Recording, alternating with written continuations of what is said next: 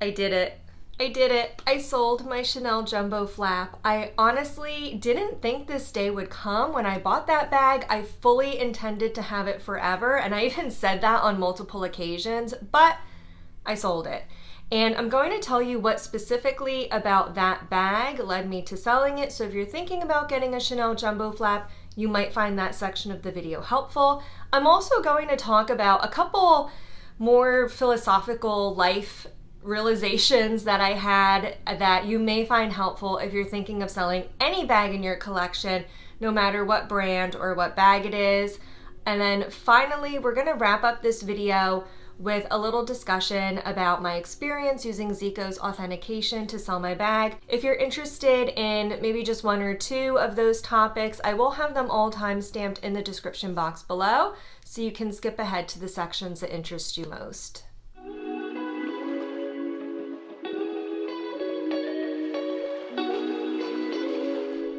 Hey there, this is Lula LV. Welcome to my channel. If you're new or if you're returning, welcome back. On this channel, I do talk mostly about Louis Vuitton.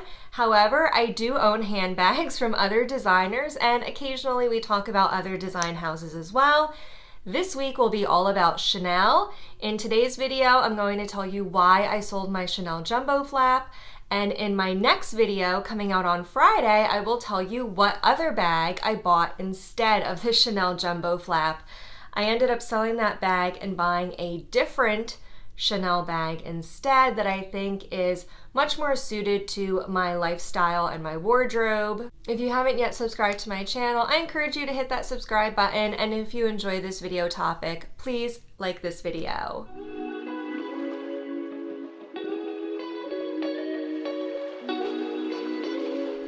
As you know by now, at this point in the video, I used to own a Chanel classic flap bag in the size jumbo, and this was their very classic design in black caviar leather with silver hardware. I really never thought that I would sell this bag. It was, for all intents and purposes, when I bought it, the only Chanel bag I would likely ever buy. And I remembered that feeling when I unboxed it. It was so exciting, and I just remember holding it in my hands and thinking, oh my god, I can't believe I actually own a Chanel classic flap bag. Like, this is insane. It blew my mind that I had it, and I was just beyond thrilled with it. Eventually, after I'd owned the bag for a few years, I kind of realized that it really wasn't working out for me for three very specific reasons. Two are small reasons, and the third is really the biggest reason that led me to selling it. The first reason is the double flap. It was more annoying than I anticipated. I didn't think it would be a big deal, but I didn't like it because both of the flaps, at least on my particular bag, were pretty stiff. So I really had to put effort into holding the flap open and then using my other hand to reach inside the bag and get what I wanted. And sometimes I would be holding it open and the second flap is a little shorter, so it would like fall down and hit my hand while I was trying to get something out of the bag. The second thing specifically about the jumbo flap that I didn't like was the chain length. It's not removable and it's not an adjustable strap. So really the only strap option that worked for me was to have the chain doubled up on my shoulder, and it was a comfortable length to carry under my shoulder. But if I wore it just as a single chain, as a long shoulder, it was way too long to even think about wearing it that way. And even crossbody, it was just way too long. And I'm a pretty tall person. I'm 5 feet 8 inches tall. And even on me, the strap length was too long. Finally, the third thing that bothered me about this bag was the size. I went for the jumbo size, which normally is a really great size for me. It's, I believe, about 11 inches in length, maybe about 6 inches in height, and like maybe 3 inches in depth. I can put the exact measurements somewhere on the screen. Knowing that I like bigger handbags, I like to carry a lot, and that would normally be a great size for me if I was using this as an everyday handbag. I did not use my classic flap as an everyday handbag. For me, it was a special occasion bag. It was a bag for going out if I went on a date with my husband or an event like that. This was a style bag that I would use for occasions. I do know a lot of people that use a classic flap as an everyday bag. There's totally nothing wrong with that. But for my personal lifestyle and the things that I do from day to day, it just didn't work for me as an everyday bag. Really what it came down to was I bought the wrong size for the way I ended up using it.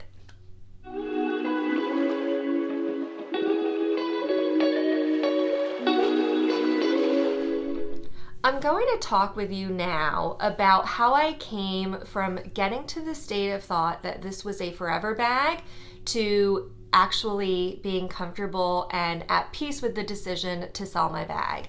And this is applicable to anything you're thinking of selling, whether it's a luxury item or a contemporary designer, a bag, or even another item that you own. I bought my classic flap very early in the year 2020. As we all know, 2020 was a pretty big year.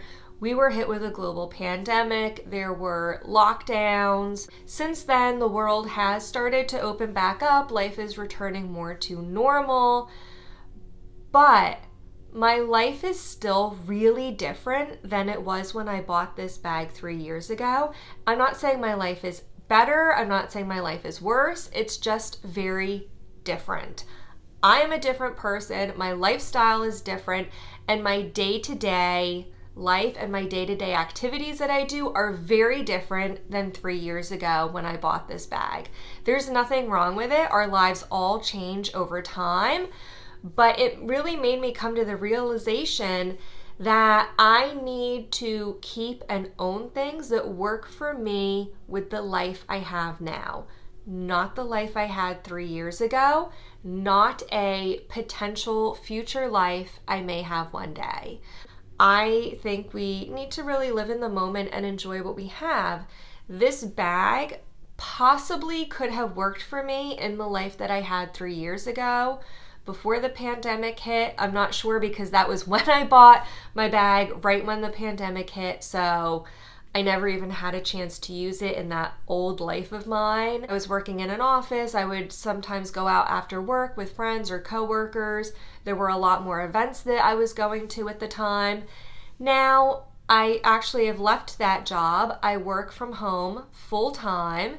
So this is basically what I work in, a t-shirt or a sweatshirt and yoga pants. My life is really casual.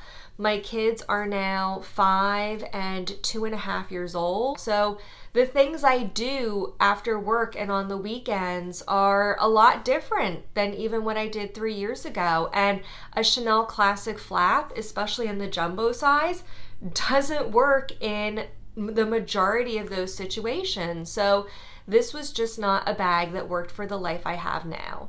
It worked more for the life I had 3 years ago, and that's okay. We can buy things that work for us, and then 5-10 years down the road, if our life is drastically different, it's okay to let go of those items if they don't work for the life we have anymore.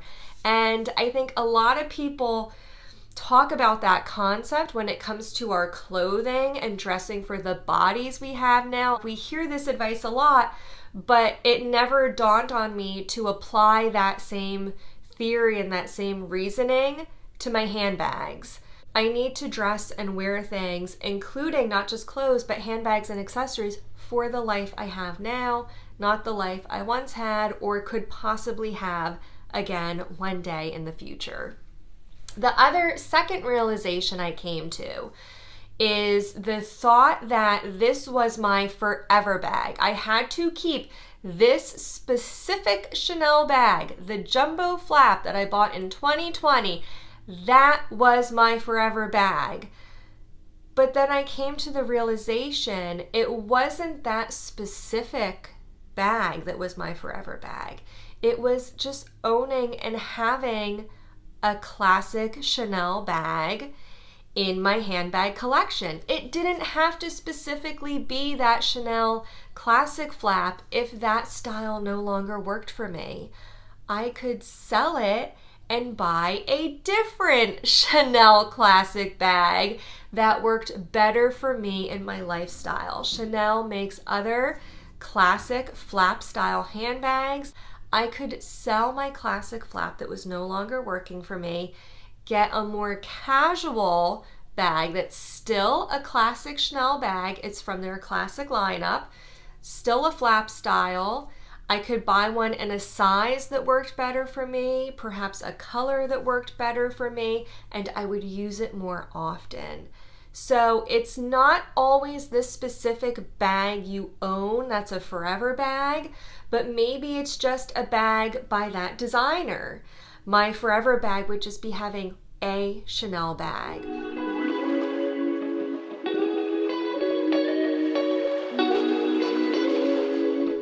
Once I decided to sell my Chanel classic flap, of course, I had to find a way to actually sell it.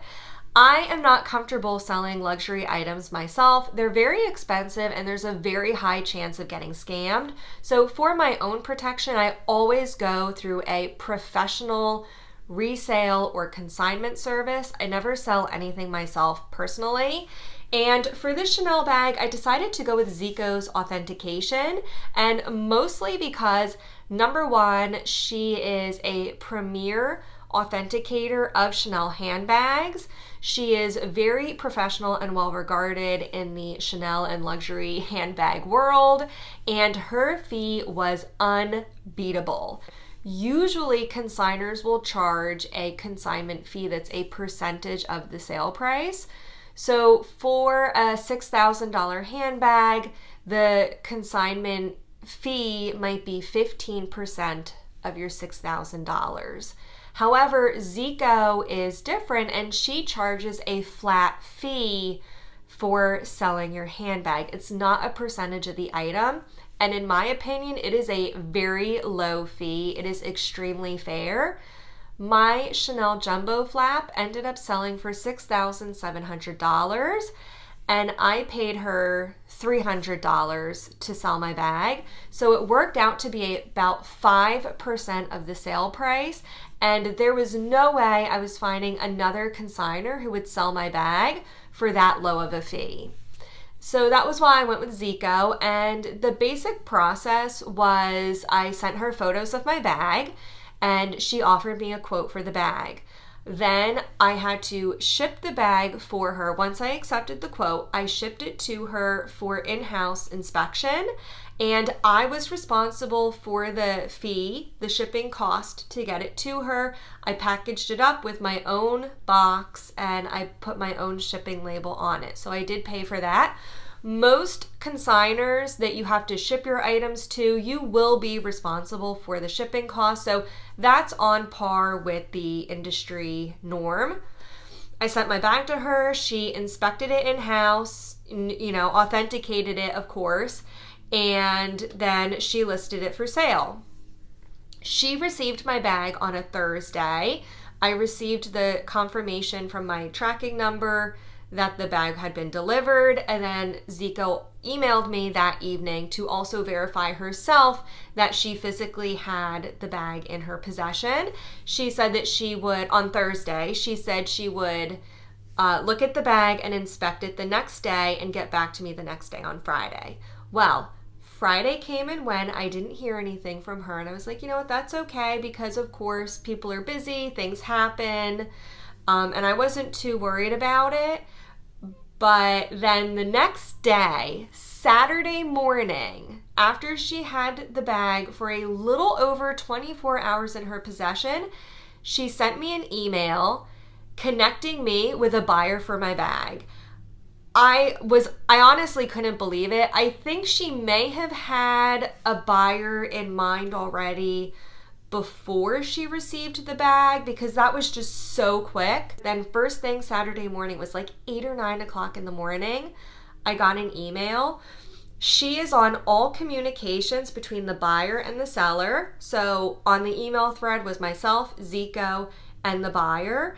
She told me to send my Zelle information, in the email thread so the buyer could pay me. And she is involved in matching buyers and sellers. Zeko authenticates the item and she prices the item for you. She will then, as her concierge service, match up buyers and sellers. The buyer pays the seller directly. You don't pay Zeko and then Zeko pays you. So I sent my Zelle information to the buyer. She directly deposited the money via Zelle into my bank account. That's the only way payment is accepted because it's non-reversible. There's no PayPal, there's no Venmo accepted. So the payment through her service, I felt was very secure. There's also no exchanging of addresses between the buyer and the seller. I mailed the bag to Zeko, so she had my shipping address, but that was it. And then Zeko shipped the bag to the buyer. So she had the buyer's address, but I did not specifically. And she sent the bag out. I was not involved in shipping it to the buyer whatsoever. The whole process took a matter of days. Thursday, the bag was received. Saturday, I was matched up with the seller. Sunday, I had money in my bank account. And then that week, Zeko shipped the bag off to the buyer, and the whole thing was said and done in less than a week. It was very safe, very secure. However, I will say, as I'm uploading this video, her fee structure and her policies may change over time. Of course, it's her business. She has full authority to change whatever she wants with the way she does business. So I'm going to leave a link to her website below. Definitely check out Zeko's website for the most up-to-date information on her fees and her policies. But from my one personal experience using her service, I was very happy with it and I would recommend it. That's all I have for this video. In my next video on Friday, I'm going to show you what I bought instead of my Chanel Classic Flap. I did get a different Chanel handbag. If you have any guesses as to what I got, leave those in the comment box below. I would love to hear your guesses. And if you thought this advice in this video was helpful, also leave a comment below and let me know, because I can try to do other similar videos giving advice and just lessons I've learned. If you liked this video, please don't forget to give it a thumbs up. I would also love for you to subscribe to my channel so you could catch future videos on similar content. I put out videos every Wednesday and Friday. I hope to see you in the next one. Bye-bye now.